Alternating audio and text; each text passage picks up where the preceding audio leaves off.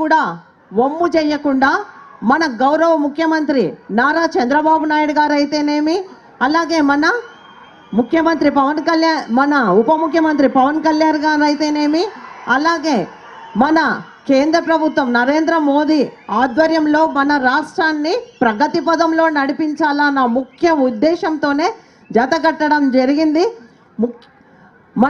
మనది 2014లో మనం రాష్ట్రం విడిపోయాము. ఆ రాష్ట్ర విభజనలో మనకు జరిగిన నష్టానికంటే గత 5 ఏళ్ల వైసీపీ పాలనలో మనం మరింతగా నష్టపోవడం జరిగింది.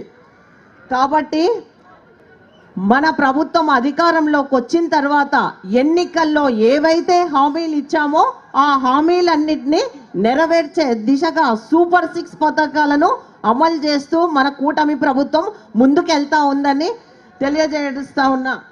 అంతేకాకుండా ముఖ్యంగా గ్రామాలు అభివృద్ధి చెందితేనే రాష్ట్రం అభివృద్ధి చెందుతుంది అన్న ముఖ్య ఉద్దేశంతోనే గతంలో చూసాం. రాష్ట్ర వ్యాప్తంగా మన ప్రభుత్వం అధికారంలోకి వచ్చిన తర్వాత ఒకే రోజు 13,326 గ్రామ పంచాయతీల్లో మనమంతా గ్రామ సభలు ఏర్పాటు చేసుకోవడం జరిగింది. ఇది ఒక రికార్డ్. దేశంలోనే ఏ రాష్ట్రంలో కూడా ఒకే రోజు ఇంతగా మనము గ్రామ సభలు జరిపిన దాఖలాలు లేవు. అదొక రికార్డ్ అని కూడా ఈ సందర్భంగా మీకు అందరికీ తెలియజేస్తున్నాం. ఆ సందర్భంగానే అందరం గ్రామ సభలో మన గ్రామానికి కావాల్సిన మౌలిక సదుపాయాలు ఏవైతే కావాలో అవన్నిటిని మనం ఆ రోజే తీర్మానాలు చేసుకోవడం జరిగింది. తర్వాత రాష్ట్ర వ్యాప్తంగా వైసీపీ ప్రభుత్వం గతంలో అధికారంలో ఉన్నారు, స్థానిక సంస్థలను నిర్వీర్యం చేశారు. కనీసం పంచాయతీ సర్పంచులు భిక్షమెత్తుకునే పరిస్థితి ఏర్పడింది. గ్రామాల్లో కనీసం నీళ్ళు ఇవ్వాలన్నా, కాల్వల్లో ఉన్న చెత్త తీసేయాలన్నా అంత దయనీయమైన పరిస్థితి ఉండేది.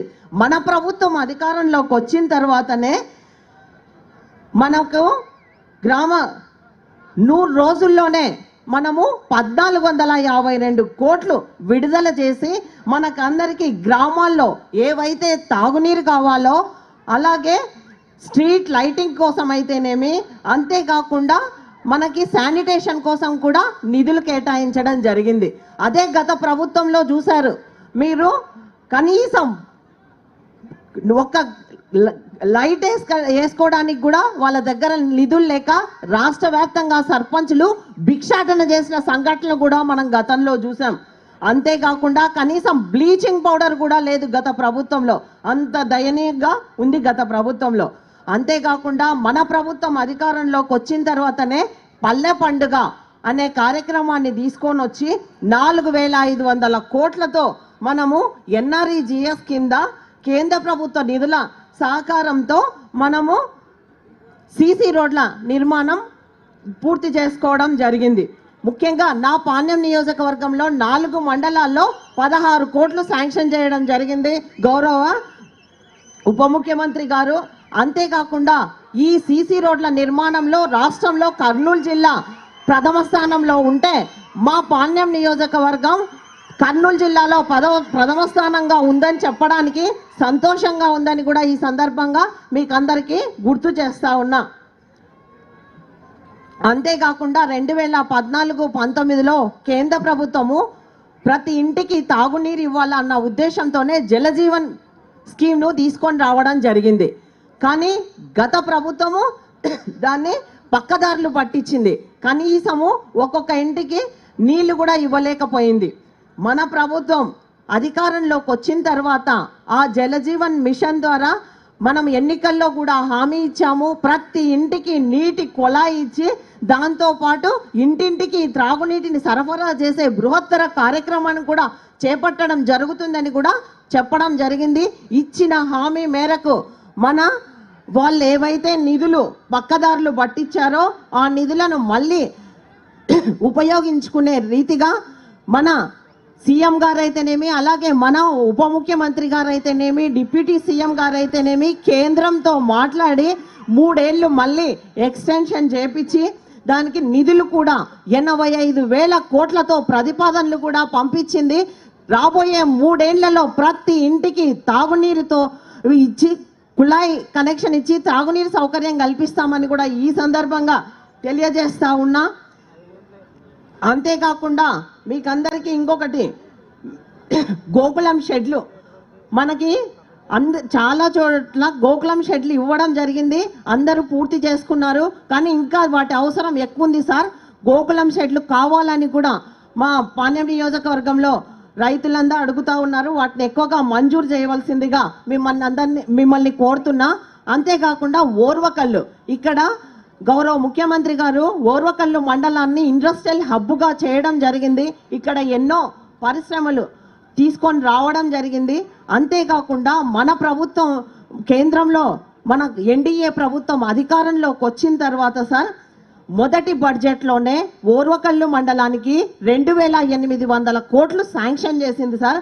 దీనివల్ల అక్కడ అన్ని పరిశ్రమల్లో మౌలిక వసతులు కల్పించడంతో పాటు అక్కడ ఎన్నో అన్ని అవసరాలు తీర్చడానికి అవకాశం ఉంది సార్. అంతేకాకుండా ఎన్నో పరిశ్రమలు వస్తాయి ఇక్కడికి. వాటి ద్వారా ఇక్కడ చదువుకున్న యువకులకు ఉద్యోగ ఉపాధి అవకాశాలు కూడా కల్పిస్తున్నందుకు మేము చాలా సంతోషిస్తూ ఉన్నాం. అంతేకాకుండా సార్ ఎన్ఆర్ఈజిఎస్ ద్వారా రైతులకు చాలా రహదారులు అడుగుతూ ఉన్నారు సార్. రైతులు పొలాలకు వెళ్ళే రహదారులు కావాలని అడగడం జరుగుతూ ఉంది. ఎందుకంటే రహదారులు బాలేక చాలా ఇబ్బంది పడతా ఉన్నారు. ఈ ఎన్ఆర్ఈజిఎస్లో వాటిని చేర్చాల్సిందిగా నేను ఈ సందర్భంగా మిమ్మల్ని కోరుతున్నాను సార్. అంతేకాకుండా ప్రభుత్వ పాఠశాలల్లో అయితేనేమి, గవర్నమెంట్ ఆఫీసుల్లో అయితేనేమి సార్, భవనాల్లో కాంపౌండ్ వాల్స్ లేక చాలా ఇబ్బందికి గురవుతా ఉన్నాము. కాబట్టి ఎన్ఆర్ఈజిఎస్లో ఈ వర్కులు కూడా చేసుకోవడానికి అవకాశం కల్పించాల్సిందిగా మిమ్మల్ని కోరుతున్నాము. ముఖ్యంగా గ్రామాల్లో శ్మశాన వాటికల నిర్మాణాలు కూడా ఏర్పాటు చేయాల్సిందిగా ఈ ఎన్ఆర్జిఎస్ నుంచి ఇవ్వవలసిందిగా మేము కోరుతా ఉన్నాం సార్.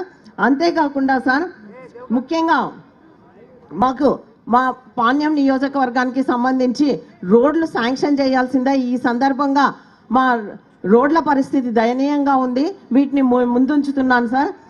ఓర్వకల్లు నుండి సార్ గుట్టపాడు, కొంతలపాడు మీదుగా ఉప్పల్పాడు రోడ్డు శాంక్షన్ చేయాల్సిందిగా మిమ్మల్ని కోరుతా ఉన్నాను. అంతేకాకుండా ఇక్కడ NH44 నుంచి సార్ లక్ష్మీపురం నుండి పెద్దపాడు వరకు ఇక్కడ కూడా ఒక రహదారిని ఏర్పాటు చేయాల్సిందిగా మిమ్మల్ని కోరుతా ఉన్నాను సార్. ఇక్కడే మనకు ఏపీ టూరిజం ఆధ్వర్యంలో రాక్ గార్డెన్ హరిత హోటల్ ఉంది సార్. ఇక్కడ చాలా మంది ఇక్కడికి రావడం జరుగుతూ ఉంది. గత 5 ఏళ్లలో నయా పైసా నిధులు ఇవ్వలేదు. కాబట్టి ఆ రాక్ గార్డెన్ హోటల్ డెవలప్మెంట్కి కూడా నిధులు సమకూర్చాల్సిందిగా మిమ్మల్ని కోరుతా ఉన్నా. ఎందుకంటే సార్ ఇక్కడ పర్యాటకుల కోసం ఎంతో మంది ఇక్కడికి రావడం జరుగుతుంది. అంతేకాకుండా ఎన్నో పరిశ్రమలు వచ్చాయి, ఎంతో మంది అఫీషియల్స్ కూడా ఇక్కడికి రావడం జరుగుతుంది. ఇక్కడ సదుపాయాలు కల్పించాల్సిందిగా మిమ్మల్ని కోరుతా ఉన్నాను సార్. అంతేకాకుండా మా పాణ్యం నియోజకవర్గంలోనే NH44 నుంచి రసూల్పేట మీదుగా ఒడ్లుగండ్ల వరకు ఒక బ్రిడ్జ్ ఏర్పాటు చేయాల్సిందిగా కూడా మిమ్మల్ని కోరుతా ఉన్నాను సార్. అంతేకాకుండా ముఖ్యంగా సార్ మనకి ఈ నెలాఖరులోనే ఉగాది పండుగ వస్తూ ఉంది. అలాగే పవిత్ర రంజాన్ మాసం సార్, ఇది రంజాన్ పండగ కూడా ఈ నెలాఖరుకు వస్తూ ఉంది. వీళ్లకు ఉపాధి కూలీల వేతనాలు ఇంకా పడలేదు సార్, పెండింగ్లో ఉన్నాయి. చాలామంది ఇబ్బంది పడతా ఉన్నారు. కాబట్టి వేతనాలను త్వరితగతిన చెల్లించాల్సిందిగా మిమ్మల్ని కోరుతా ఉన్నాను సార్. తప్పకుండా ఇవన్నీ మాకు శాంక్షన్ చేయవలసిందిగా కోరుతూ ఈ అవకాశం ఇచ్చిన మీకందరికీ నా హృదయపూర్వక ధన్యవాదాలు.